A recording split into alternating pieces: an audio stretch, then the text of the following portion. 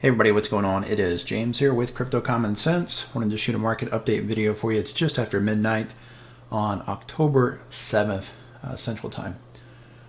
So we had our weekly close about 5 hours ago, and I'm going to talk about what that means for Bitcoin. I'm going to talk about the shorter time frames, and then I'm going to talk a lot about the larger time frame today. But before I jump into the content, as always, please do me a huge favor. Go ahead and hit the thumbs up button on this video if you haven't already.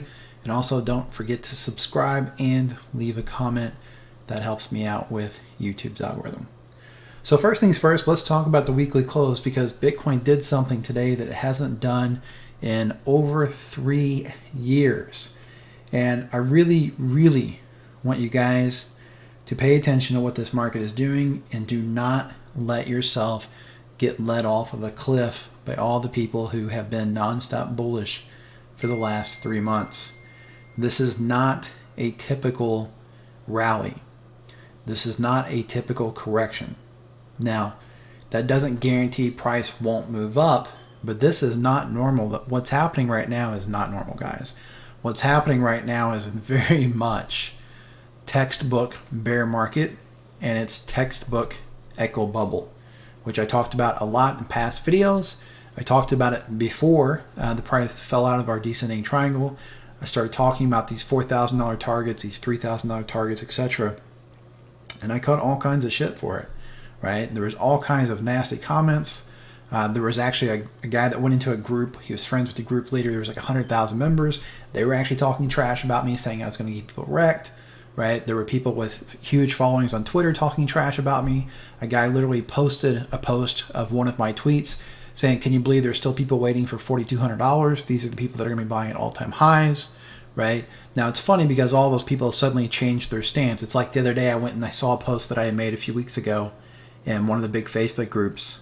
And at the time, it had all kinds of laugh emojis. So there's all kinds of members basically laughing at me. You know, they thought it was hilarious. And I happened to stumble across it the other day because somebody commented on it, so it came back up in my Facebook feed. And almost all those laugh emojis are gone now. It's like people went back and took them off, right? So the bottom line is this market looks really bad. So what I'm going to do today is I want to focus on a couple different things. The first thing I want to focus on is this short-term chart. So if you guys notice this red line right here, this is a line that I've actually been playing for my trading, where it's been acting as a line of support. And when there's divergences and things forming off of that line, it often makes a really good time to go go long. So for example, right here, you have this really nice divergence, right? And then it shot up right. So it made a really nice entry point for like a day trade, for example. But yeah, that's what that line's about. It's not really an important line for the 4-hour or for the daily chart. When we look at a 4-hour chart, this is what I see, and I know this isn't going to make the bulls very happy, but I mean, I don't make this stuff up.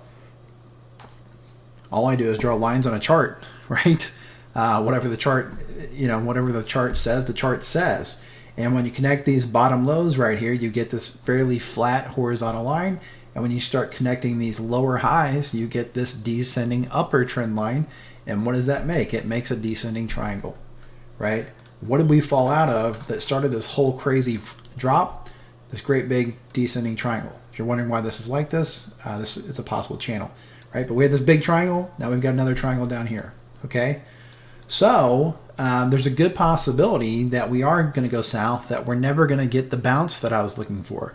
Remember, in a couple of the other past videos, I was saying that I was waiting, hoping that we would get a bounce up to 9,000 to 9,500, because I would open up a really sizable leveraged short position.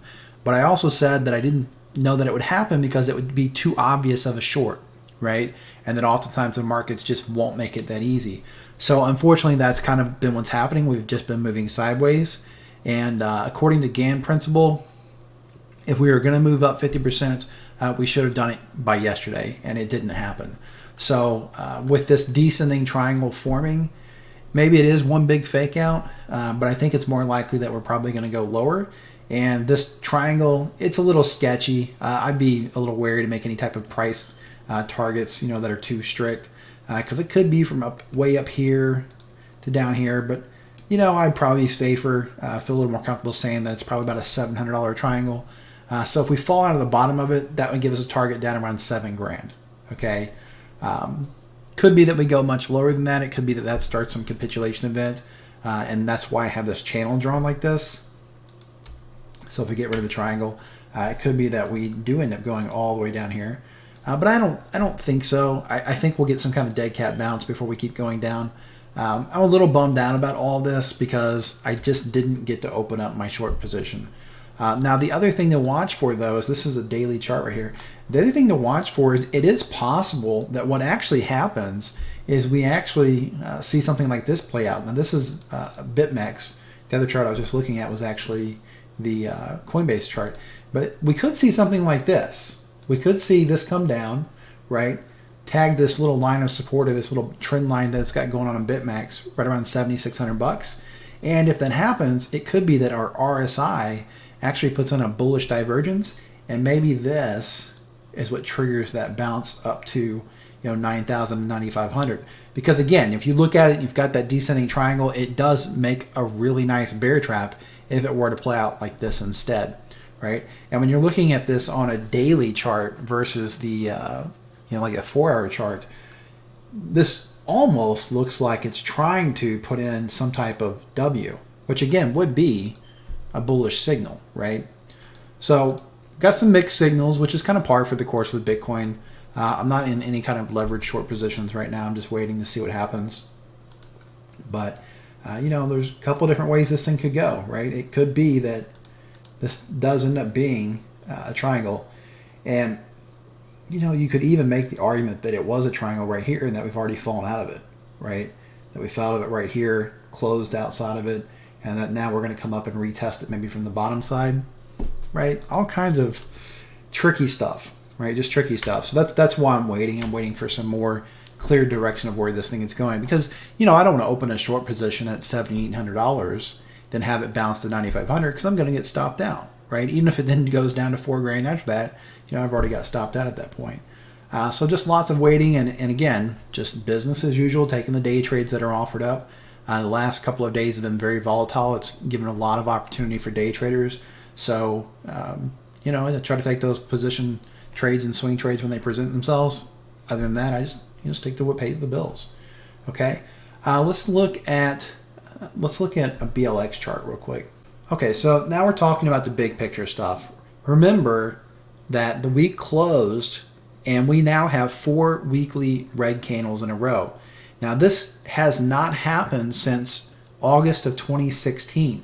Not even in the bear market, guys. Even in the bear market, there was always a green candle after the first 3 reds, right? We have these 3 reds and then the green. We have these 3 reds and then the green, right? It was mostly 2 weeks of red and then a green with the occasional 3 weeks. This is 4 weeks, and that never happened in the last bull market. It didn't happen in the last bear market, right? Right here is the last time it happened, and this was from July 18th all the way through August of 2016, right? So over 3 years ago. You can see since then it's always been no more than 3 red. So that's kind of a big deal. The other thing that we just did, last week, and I've already talked about this in the previous videos, we punched in 3 red monthly candles. Now, that happened in 2018 during the bear market, but that's not supposed to happen in a bull market, right? In a bull market, you just see lots of green with the occasional 1 red, which is a correction. Once in a while, you'd have an occasional 2 red, which again is a correction. There were 3 reds back here in March through May of 2015. But remember, that was right after the bear market ended, right? That was basically when this was going through its accumulation phase before taking another leg up, okay? Or before starting its first leg up after the bear market. So it's very strange that we put in those candles like that. And it's a very bearish picture, okay? That being said, I want to be very clear about this, guys. I am a Bitcoin bull. While I've been really bearish since June, and I actually got bearish in May, right? So I'm not sitting here patting myself on the back saying that I got this 100% right, because I certainly didn't. I started getting bearish in May, and I was just fortunate enough that I waited to sell most of my Bitcoin until June. So that's, not a lot's changed in the big picture, but I want to talk about this a little bit today. I'm going to pull in this little diagram I did over on Facebook. I just want to be super clear, guys, and share this with you. Like, really, I am a bull. This, I posted the echo chart, the little echo bubble thing. I don't know exactly what day I posted this, but it was, a while back. I started posting it, and, it shows this bubble, right? But the reality is, if you actually look at this picture over on Twitter or anywhere I posted it, you can't see it in this snapshot here, but this actually stops around $4,200. This little echo bubble does, and that is what I'm expecting to happen, right? I do think that on a macro scale, on the big picture, I still think we're in this market cycle, and I think that this whole thing has been this disbelief phase. This, where if you can't read this, it's very small on here, but it says this is the sucker's rally.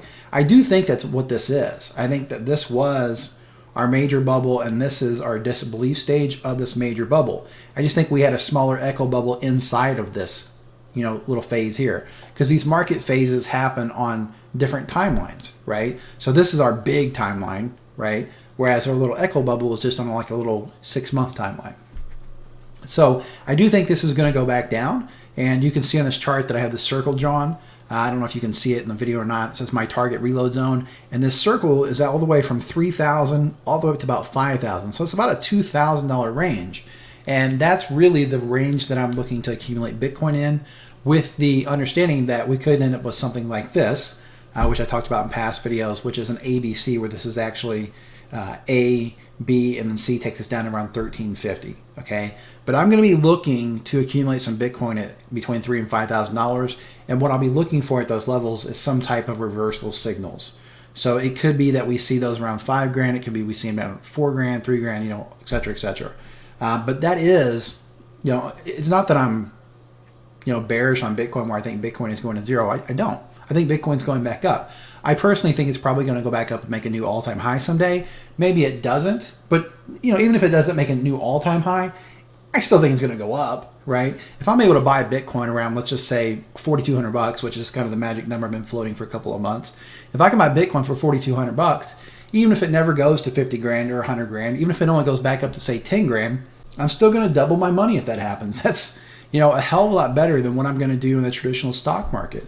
So yeah, I'm still super bullish. The one thing I will point out that, we don't know what's going to happen with Bitcoin. And especially if you look at like the traditional stock market and stuff, that thing is really, really overbought, and it's way overdue for a correction, right? Otherwise known as a crash.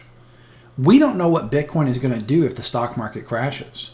We don't know what it's going to do if suddenly a giant recession hits, because the reality is the stock market really has been strong for the last decade. Bitcoin's only a decade old. There are some people who think Bitcoin will go up because people will flee to it as a store of value. I'm not one of those people. I do not think that the stock market crashing will be good for Bitcoin. I think what it will happen is, if anything, I think it will hurt Bitcoin, right? Because people, when times are tight and when money is tight and people are losing money, they become afraid to invest, period.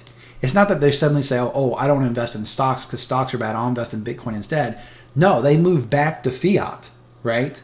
Or sometimes, I guess an argument can be made they move to precious metals. I don't believe that argument. If you look at the charts during recessions, precious metals don't typically do that well, right? So this is just as an example. This is a gold chart. It's an inflation-adjusted gold chart. And these gray areas, these are recessions, right? And if you look back here in this one, yeah, during the stock market crash, gold soared. But the rest of these, there wasn't really any upward movement. In fact, most of the time it was downward, right? Look at this recession, down, right? Look at this recession, boom, down, right? Here's the 2008 recession, bam, down, right? And yeah, it came back up, but it just came back to where it started at, right? So I don't know that money flows into these precious metals during these times. I'm not an expert in that, so I don't want to pretend to be. But I think it's very, very, naive to think that, the stock market crashing will be good for Bitcoin. I just don't think it will. I think it will be terrible for Bitcoin. And so, if we're all sitting here going, okay, well, we know, or we think we know that Bitcoin is going to be worth 50 grand or 100 grand by 2021, and that's the next market cycle. We don't know that, number one. And number two, it could be that the stock market ends up crashing and that Bitcoin ends up going to zero, right? Or going back to, 3 digits or 4 digits, right? Going back down to like, 500 or $1,000. We just don't know. So we have to be careful about that and getting too far ahead of ourselves. But overall, I do think that, we were in a bubble this whole time. I think that we were in a giant bubble. And I do think that, me personally, I'll be looking to, I don't know the future. It depends on what's happening, obviously, and what the chart looks like and all that kind of stuff. But right now, the plan is to start accumulating in this $3,000 to $5,000 zone, right? When we go back in here and fill in this giant gap right here. And it'd be nice to go down here and fill in this $3,500 gap that exists on a 4-hour chart over on the CME, okay? So just I'm continuing to be patient. I hope you guys have been patient. I know a lot of people probably did, FOMO back in. They probably won't admit it, but they probably did FOMO back in, or at least, bought some of their stuff back. And, I get it, but, it's like I talked about in yesterday's video, there's always that urge to buy Bitcoin and say, oh, well, I'll just trade alt pairs with it. Well, the reality is if you're trading alt pairs and you're getting a 10% gain on alts, but then your Bitcoin loses 20% of its USD value, that's not a winning trade.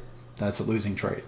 So with all that being said, as always, please remember, I am literally some guy sitting in a spare bedroom. Nothing in this video is financial advice or trading advice. You should always do your own due diligence and seek out professional investment advice before making any type of investment in cryptocurrency. If you enjoyed the video, please be sure and give it a thumbs up and subscribe to the channel if you haven't already. And don't forget, you can check the description for links where you can follow me on TradingView, Twitter, and also where you can join my absolutely free Facebook group. This is James with Crypto Common Sense. Trade safe.